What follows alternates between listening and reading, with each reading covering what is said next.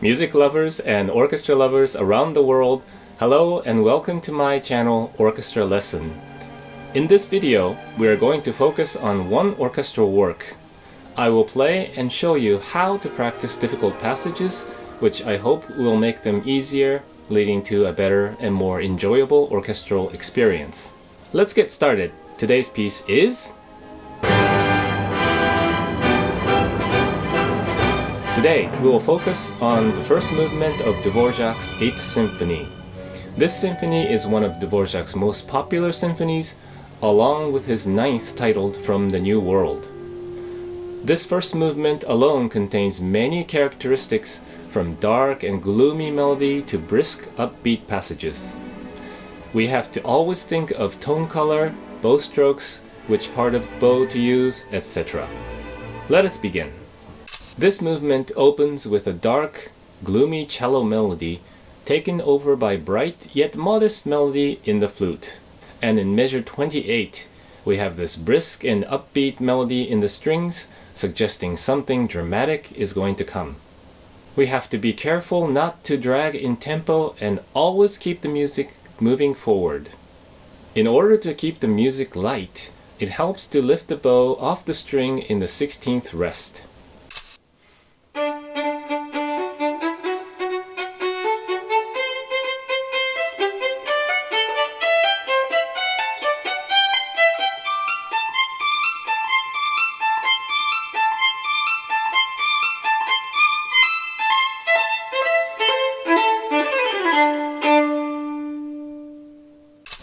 Also, play the second note of the two slurred notes in two separate motifs short, like how it is done when playing 18th century or early 19th century music.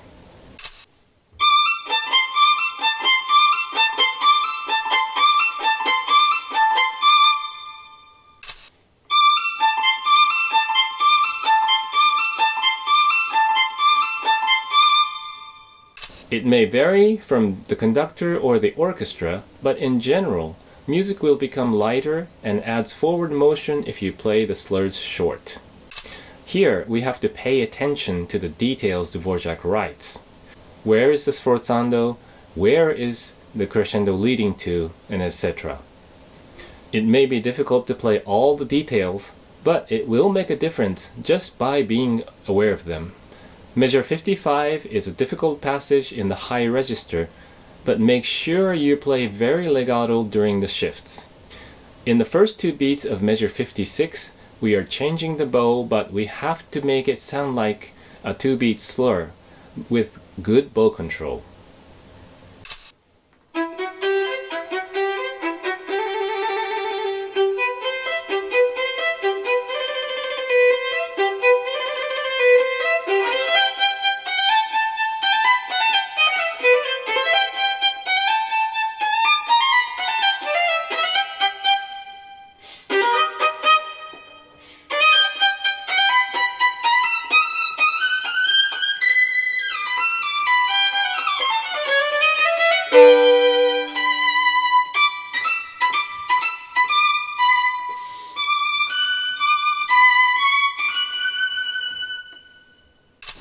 Here's another place where we have to pay very close attention to the details.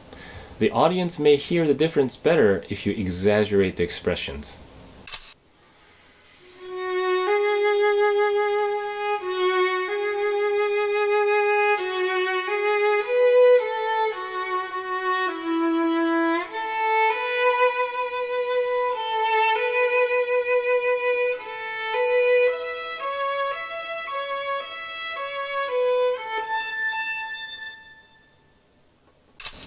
Here we have two dotted rhythms, this one and this one.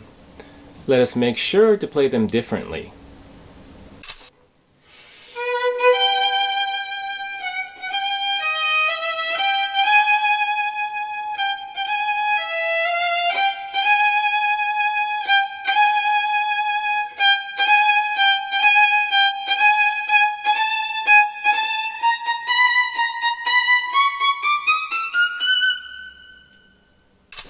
For the descending scale in measure 104, first try the fingering you feel most comfortable with. Personally, I like to play all on E string for brilliance and volume, but choose the fingering that you can play most in tune. You can connect or change the bow on the slur staccato from measure 109, but make sure you play them on the string. From measure 111, think legato and keep the legato even in piano so there is a smooth connection to the slur in measure 123.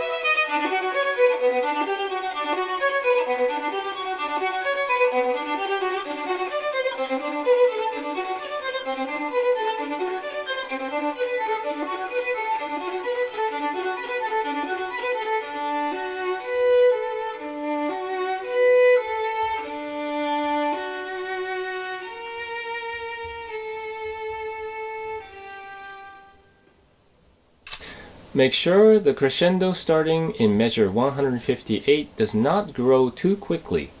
You should make a gradual crescendo and arrive in fortissimo in measure 161. The dotted notes in measure 163 should be long, and if you want to use the second finger on the long note in measure 174, it helps to start your trill in measure 165 using the first and second finger. Measure 182 is a scary spot both for intonation and dynamics. Even though it's written 3 pianos, you do not have to exaggerate the dynamics. What is more important is to feel the long phrase, maybe feel one bar as one beat, and carry it all the way to measure 188.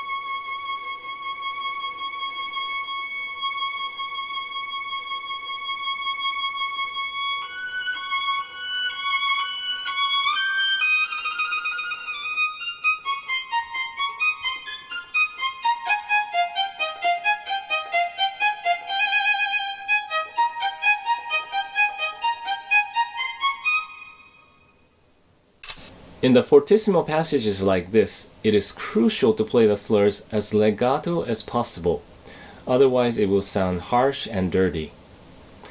In measures 204 and 205, prepare your left hand during the rests.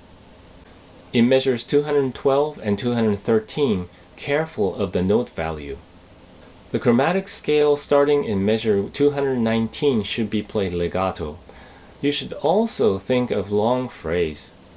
Please note that the last note in measure 231 and the first note in measure 232 are the same. Personally, the scale in measure 234 is best executed if you use repetition of first, second, and third fingers.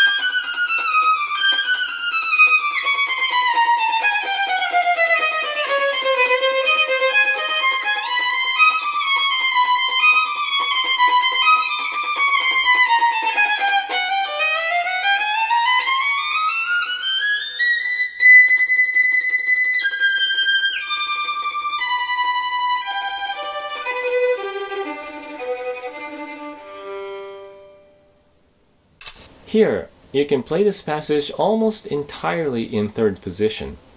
Feel the 16th note rhythm in the left hand.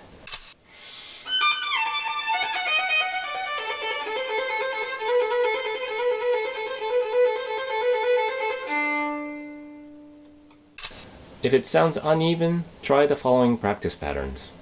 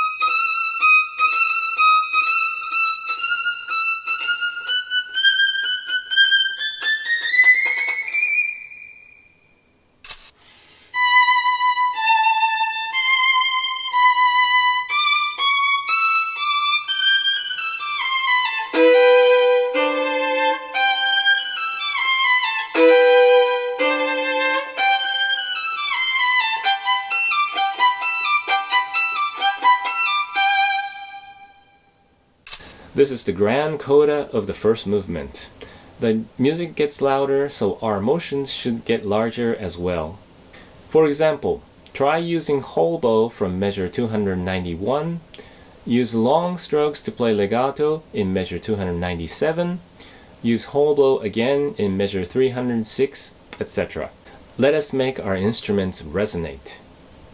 It is very important to remember that the winds are playing 16th notes during our 16th rests. Here it is a difficult passage, so we tend to rush or play 3 notes too quickly, but we should hear 4 equal 16th notes between the strings and the winds.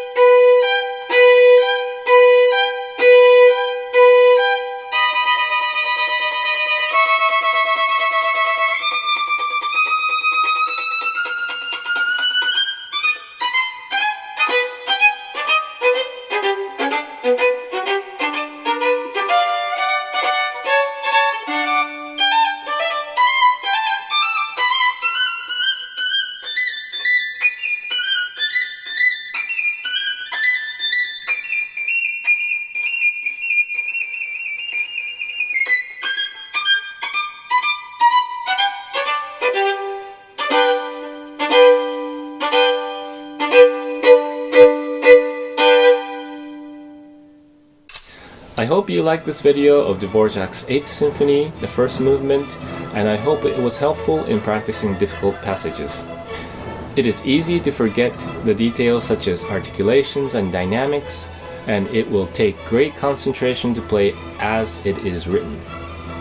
Do not play on autopilot, stay alert to little differences, and if you have questions, always ask the conductor or your section leader.